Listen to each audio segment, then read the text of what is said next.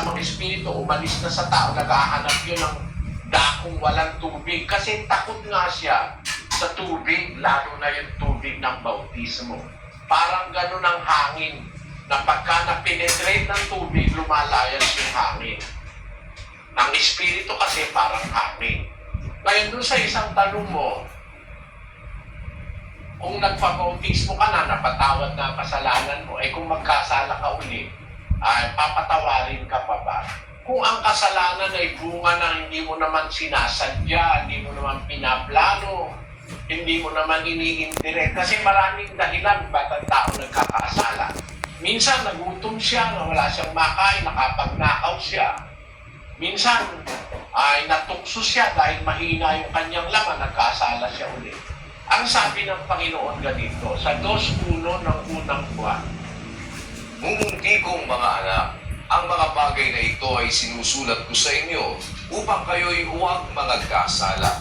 At kung ang sino man ay magkasala, ay may tagapamagitan tayo sa Ama, si Jesucristo ang matuwid. Ngayon, pagka nabautismo ka na, nasakop ka na ng batas ni Kristo, meron ka ng tagapamagitan, kumbaga, magkasala ka man, merong tagapamagitan na tumutubos, umaako ng iyong kasalanan. Ayun ang pagkakaiba ng nabautismuhan sa hindi nababautismuhan. Pagka nabautismuhan ka na, nasasakop ka na ng pagtubos ni Kristo. Magkasala ka man uli nang hindi mo naman sinasadya, mga natukso ka, dala ng kahinaan ng laman mo, napapatawad pa yun ng Diyos. Naunawaan mo sana, kapatid na Ronald. Sala.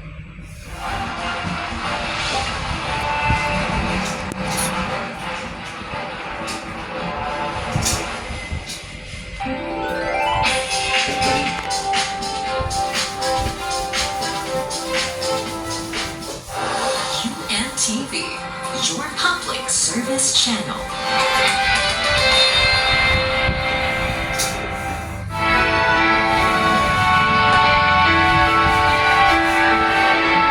Ang pangalan ng Panginoon ay matibay na moong, tinatakbuhan ng matuwid at naliligtas. Samahan niyo kami para sa ilang minuto na natintig na panalangin. Ang anglingap ng Panginoon ay ating hilingin. Manalangin po tayo.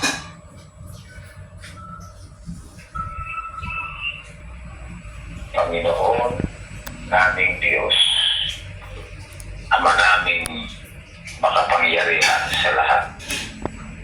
Sa pangalan po ng iyong bugtong na anak, muli kaming sama-sama nagpapasalamat sa iyo, Ama. Nakalipas sa maghapong paggawa, nakaraos kami, nakaligtas sa maraming mga kapahamakan sa buhay na ito. Ito po ay gawa ng iyong makapangyarihang mga kamay. Salamat.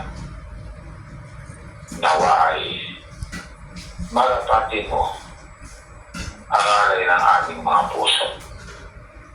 Kalinsabay nito, humihingi kami, Ama, ng kapatawaran sa mga kasalanang nasumpuhan mo sa aming mga paggawa. Huwag po sana kaming pagsasawaan. Kaawaan mo kaming lahat. Linisin mo po ang karumihan ng aming mga puso. Ngayon nagpatawad na po kami sa mga nagkulang sa amin. Dasdasan mo po bawat kaluluwa